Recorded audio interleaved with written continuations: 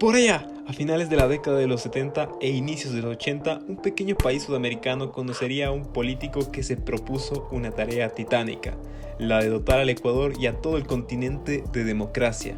Hablamos de Jaime Roldós. Sí, el mismo que ves en cientos de memes y no te has tomado la molestia de investigar por qué se lo recuerda tanto. Pero calma, que aquí te lo cuento todo. Así que pónganse cómodos, que hoy en esa historia hablaremos del ascenso y trágica muerte de uno de los mandatarios más recordados del país. Esto es, el hombre con el que la democracia renació. Las democracias no deben ni pueden ser débiles. Por lo mismo.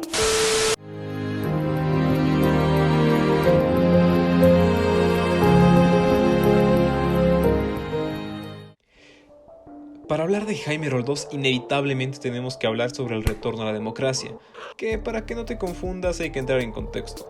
Desde 1972, Ecuador había ingresado en una dictadura militar que puso en el poder primero a Guillermo Rodríguez Lara, o Bombita para los colegas, que mantuvo el poder durante casi 4 años, pero que tras ello sería derrocado por un triunvirato militar que manejaría el gobierno desde 1976 hasta el fin de la dictadura. En el contexto dictatorial ecuatoriano pasaron cosas extraordinarias, como la extracción del primer barril de petróleo que nos hacía soñar con salir del subdesarrollo, pero también se caracterizó por su fuerte represión social y coartación de libertades, lo cual hacía muy difícil eso de gobernar, llevando a que un buen día el Consejo Supremo de Gobierno decida dar un paso al costado para empezar a forjar el camino para que el Ecuador vuelva a la democracia. Esto era algo de verdad increíble, puesto que la mayoría de Latinoamérica de la época estaba sumida en dictaduras y nuestro país era de los primeros en dejar el gobierno militar de lado. Bien por nosotros. Muchísimas gracias, doy clases los jueves, no cobro mucho.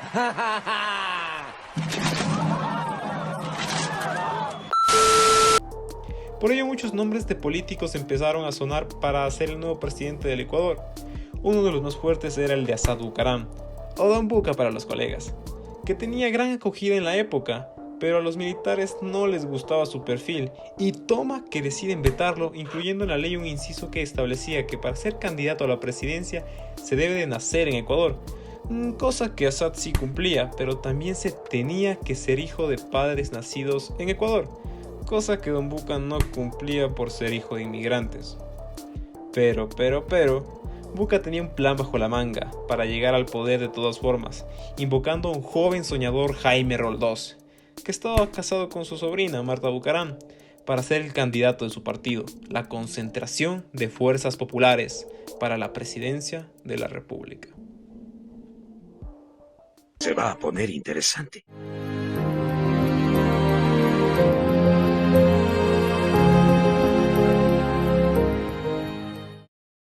Roldós había sido dirigente estudiantil que se alejaba de las corrientes marxistas de la época, creyendo algo más en una socialdemocracia, pero ahora tenía un reto más grande enfrente, el de llegar a Carondelet, y aunque ya tenía un poderoso aliado de su lado como era Don Buca, parecía no bastar. Por ello también fue en busca de ayuda de Osvaldo Hurtado, de la Democracia Cristiana, siendo este su binomio presidencial. Roldós empezó su campaña con el eslogan de la fuerza del cambio, pues era lo que quería.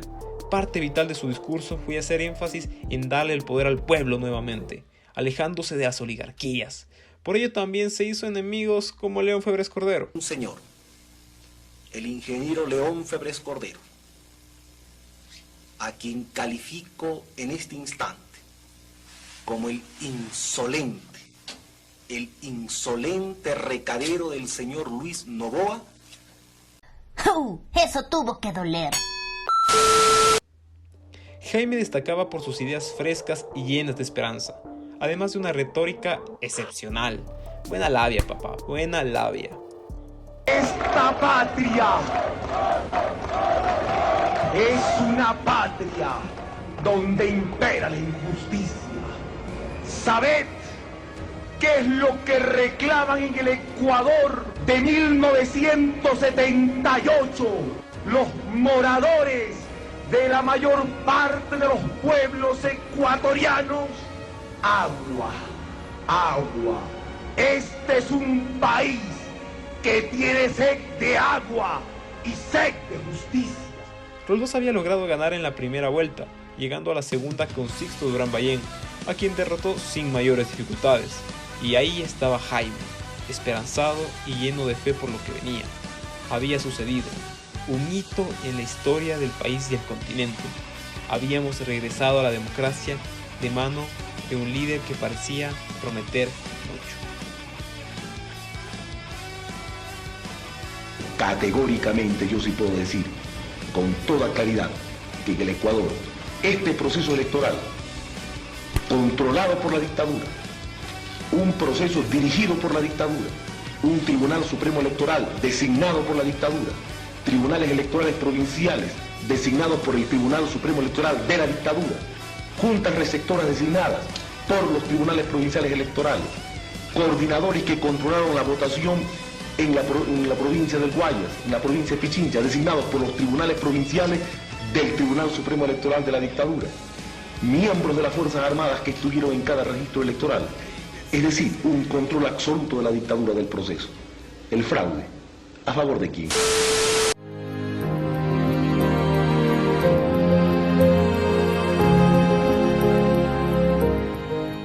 Mensaje a la nación del presidente constitucional de la República, excelentísimo señor abogado Jaime Roldós Aguilera.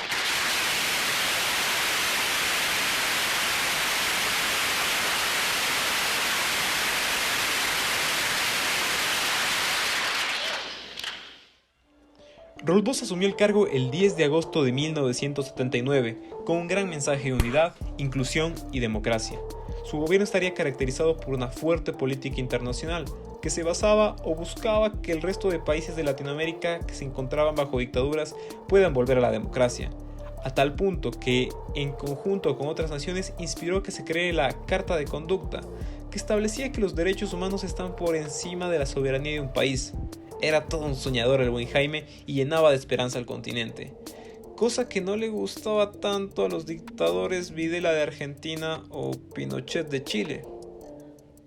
Pero ya dentro del país, el inicio del gobierno de Roldós no fue el soñado, ya que un enojado Don Buca que se negaba a aceptar que Roldós no se dejó manejar, decidió traicionarlo y bloquear el Congreso.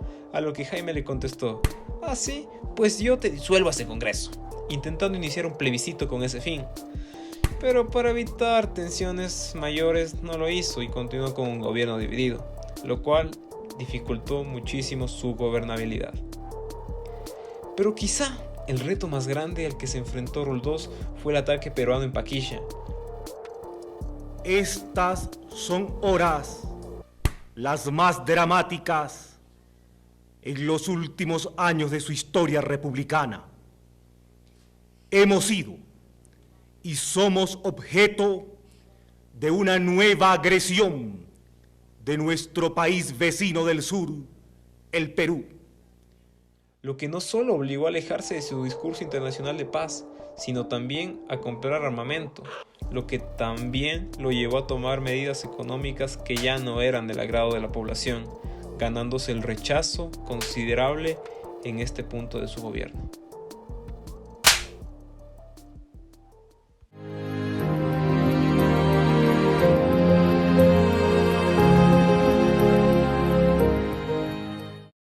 A pesar de las dificultades, el presidente Jaime Roldós continuó con sus esfuerzos por sacar adelante al país, pero ni él ni nadie se esperaría que no se podrían ver frutos de ese trabajo, pues un 24 de mayo de 1981 se da uno de los sucesos más trágicos en nuestra historia.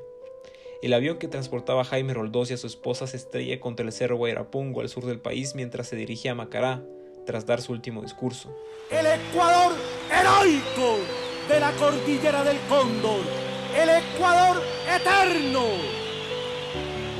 unido en la defensa de su heredad territorial, el Ecuador democrático capaz de dar lecciones históricas de humanismo, trabajo y libertad.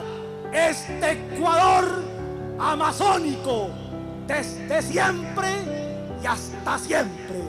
¡Viva la patria!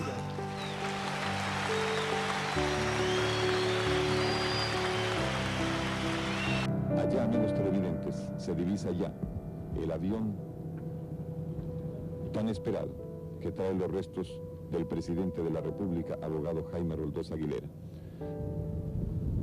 Con la toma abierta de nuestra cámara, quizá ya ustedes puedan captar allá dos luces que muestran al avión que se está acercando y deberá aparcar aquí detrás.